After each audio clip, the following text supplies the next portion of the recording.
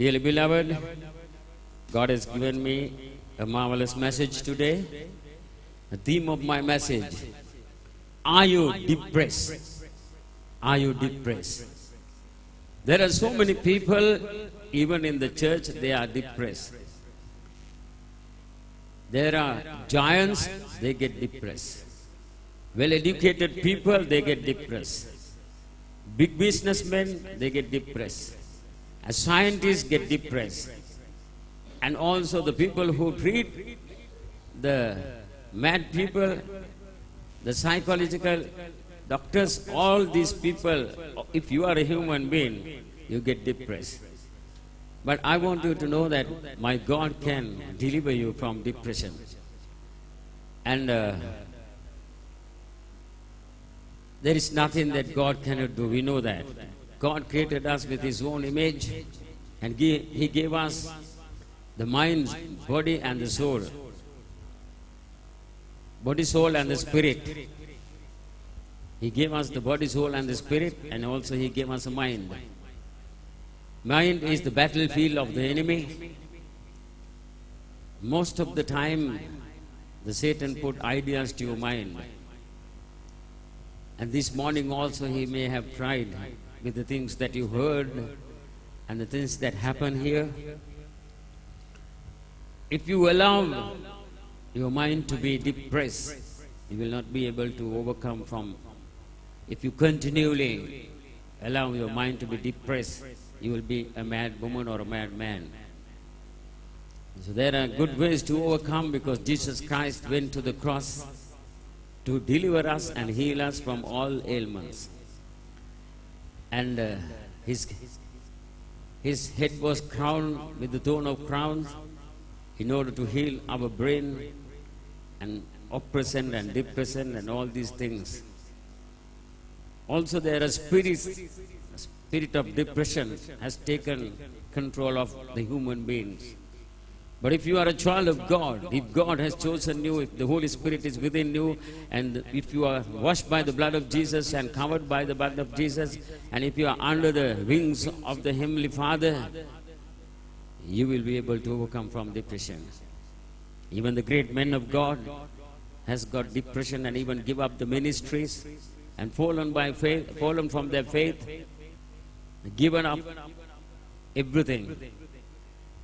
And you and I have to overcome from depression. If you are I am not, you may be depressed this morning, or you may have been depressed continuously. You may have come to a place where that you may say, enough is enough, I can't go no more. It is too much for me. I'm tired of all these troubles and tribulations and persecutions and financial troubles, and whatever I have tried to do, everything I have been failed, and enough, and I can't go on. And I want you to know, the same mouth that you used to say, I can do all things through Christ who strengthens me, He will always strengthen you. You can go on. Not with your strength, not with your might, not with your power, but by the power of the Holy Spirit. The great man of God, the Elijah. Turn with me to book of 1 Kings chapter 19. 1 Kings chapter 19. This great man of God, see how he got depressed. And Ahab told Jezebel all that Elijah had done. Also how he had executed all the prophets with sword. The Jezebel sent a message to Elijah saying, so let the gods do to me, and more also, if I do not make your life as the life of one of them by tomorrow about this time. And when he saw that, he arose and ran for his life and went to Beersheba, which belongs to Judah, and left his servant there. But he himself went a day's journey into the wilderness and come and sat down under a brook tree, and he prayed that he might die, and said, it is enough. Now, Lord, take my life, for I am no better than my fathers. A great man of God, the Elijah, the prophet, the man who stopped the rain for 3.5 years, the man who prayed and sent back the rain after 3 years, a righteous man whom God answered directly from the Lord. Even without the blood of Jesus Christ, he was just sacrificing the lambs, blood of the lambs for his sin. And the Spirit of the Lord has been anointed him. The great anointed man did wondrous signs and miracles, brought fire from heaven.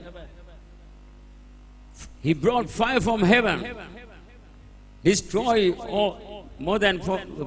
destroyed 450 false prophets with the sword.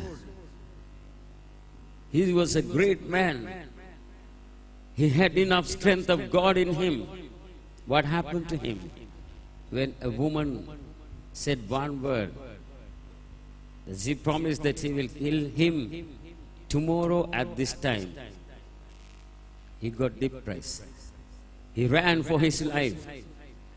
He ran to the wilderness, hid himself, because he allowed the words of that woman, Jezebel's word, he took into his mind. He fell in the battle.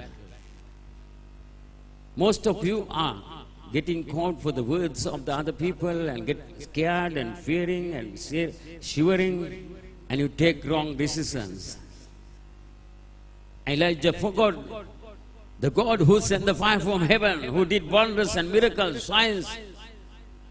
He forgot the God who heard his prayer, because that woman is too tough. Sometimes some ladies are tough, but that doesn't mean that we have to be scared of them.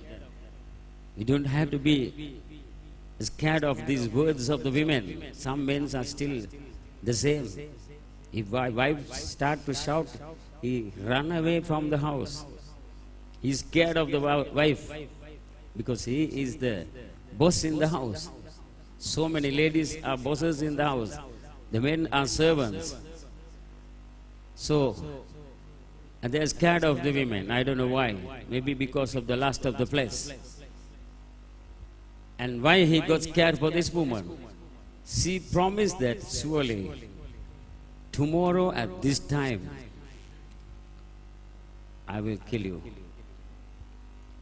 Only 3 words. I will kill you. He forgot the God who protects him. He forgot the Almighty God who is with him. Because we accept that word. Be careful when you listen to somebody who is not from God. That words can put you into depression. The spirit of depression can come to you and take control of your life. Praise be to God. God is so patient. See what God did. And he just went there, hiding under a tree. Nothing to it. He kept his servant on the way. Now he is going alone. And he didn't know what to do now.